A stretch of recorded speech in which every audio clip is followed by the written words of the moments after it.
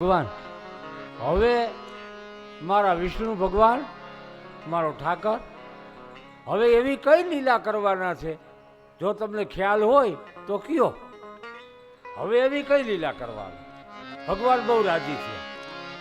દેવી હવે મારો ઠાકર અત્યાર સુધી તો અવતાર લીલા તમામ 10 અવતારમાં માને પેટે જન્મ લઈને આવ્યા, પણ હે દેવી હવે મારો ઠાકર એવી લીલા કરવા માગે છે કે માનું આવરણ લેવા માગતો નથી. માને પેટે જન્મ લે એને જન્મ કહેવાય, પણ મારો ઠાકર હવે જન્મ ધારણ નથી કરવાનો, કે તો એની ઈચ્છા આવવાના છે, પ્રગટ થવાના છે. રામદેવજીનો જન્મ નથી બતાવ્યો, રામદેવજીનો જન્મ નથી, પ્રાગટ્ય છે. તો ઘણા એમ કે રામદેવજીનો પ્રાગટ્ય છે તો એ તમે નવીન કયો છો, પ્રકૃતિના નિયમમાં કયો છો.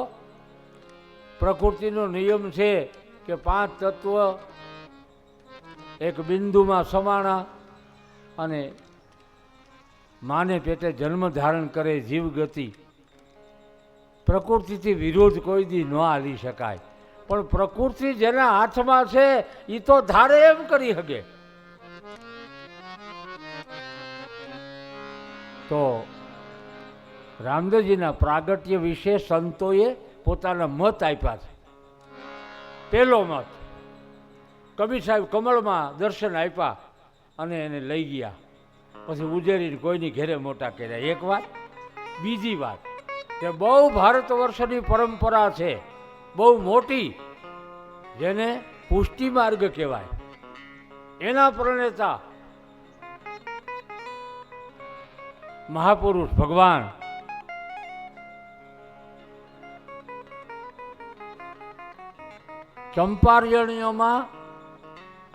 ચંપારણ્યમાં શ્રીમન મહાપ્રભુજીનો પેલો હાથ ભુજા પ્રગટ થઈ એમ લખ્યું. જન્મ ક્યાં બતાવ્યો? એ અજન્મા છે.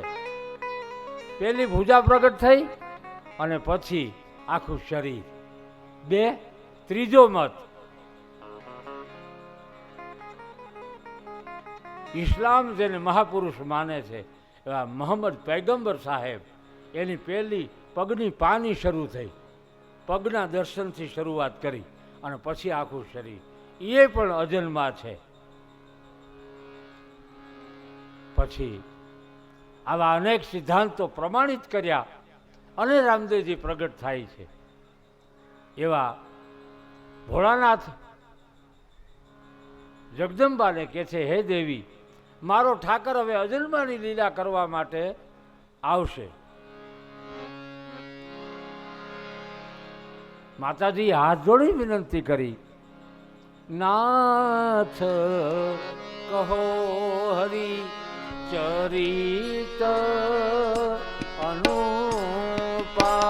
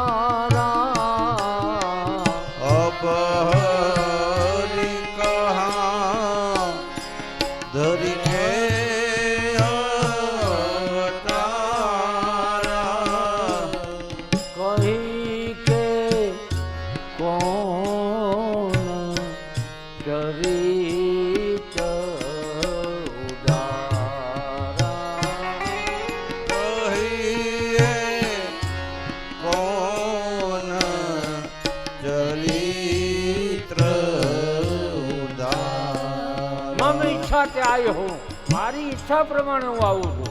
ભગવાન સ્વયં બોલ્યા છે,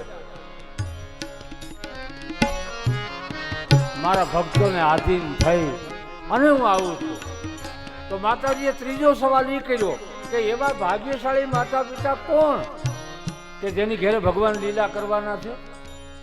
હા દેવી, હું એના નામ ઠામ ગામ સહિત તમને કહું. કોણ?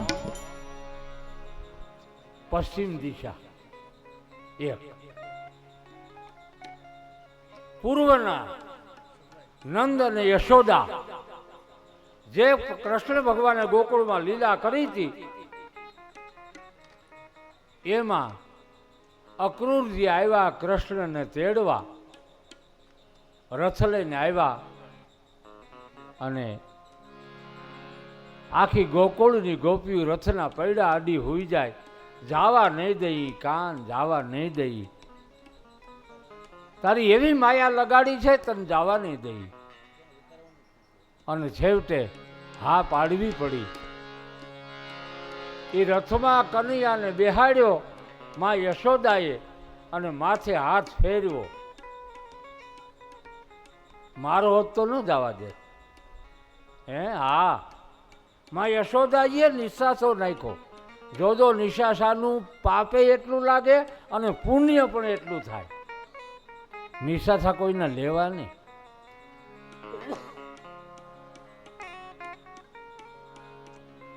માં યશોદાએ કનૈયા ઉપર હાથ ફેરવી અને નિહાહો નાખ્યો કે કાન મારો નહીં એટલે જવા દેવું પડે, નકર ન જવા દો. એ નિશાસામાં હે દેવી રામદેવજી નામ ધારણ કરી રામની તમામ શક્તિઓ, દેવી દેવતાઓની શક્તિઓ લઈ એ રામ તરીકે પશ્ચિમ ભૂમિમાં મરુધરામાં મારવાડ પ્રદેશમાં હે દેવી કૃષ્ણ ભક્તિમાં વરદાન લઈ અને જે ગોકુલમાં નંદ અને યશોદાજી હતા એ મુરુધરામાં મીણાદે અને અજમલજી એવા નામ ધારણ કરી અને દ્વારકાધીશની ભક્તિ કરી અને આ તત્વને સગુણને લીલા કરવા માટે નિર્ગુણ હોવા છતાં સગુણની લીલા કરવા એ મરુધરામાં બોલાવશે. ત્યાં તો માડી રાજી થઈ ગયા. આજ તો તમે ઘણી વાતો મને કરી.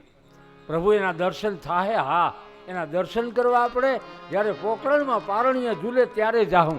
જેમ ગોકુળમાં ગયા હતા એમ જ જાઉં. માં ભવાનીને ભોળા શંકર કહે છે.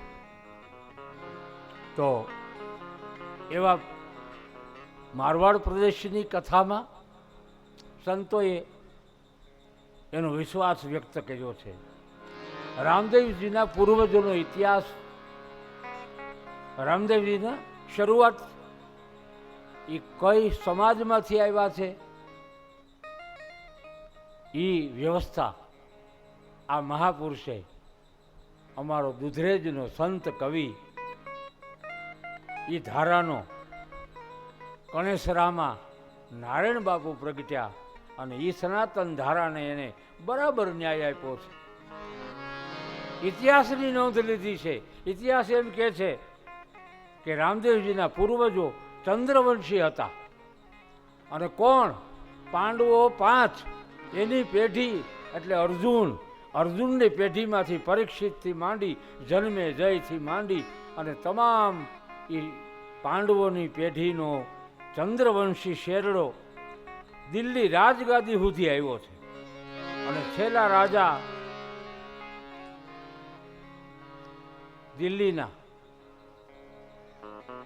દિલ્હી એક વખત ચંદ્રવંશનો ઇતિહાસ પૂરો થવાની તૈયારીમાં છે અને મૃત હાલતમાં દિલ્હી છે. એમાં ચંદ્રવંશમાં એક તુંગ નામનો રાજા આવ્યો. એને દિલ દઈને આ ગામ વસાયું, એનું નામ દિલ્હી પાડ્યું. નકર તો એનું નામ હસ્તિનાપુર હતું. એવા હસ્તિનાપુરની ગાદીએ તુંગ નામના રાજા આવ્યા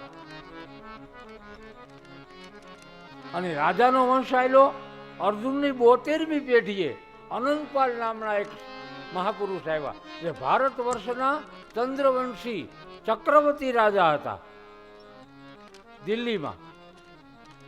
અને તુંગમાંથી બદલાતા તોમર વંશ આવ્યો. તોમર વંશમાંથી તુંગરા વંશ રામદેવજી લાવ્યા.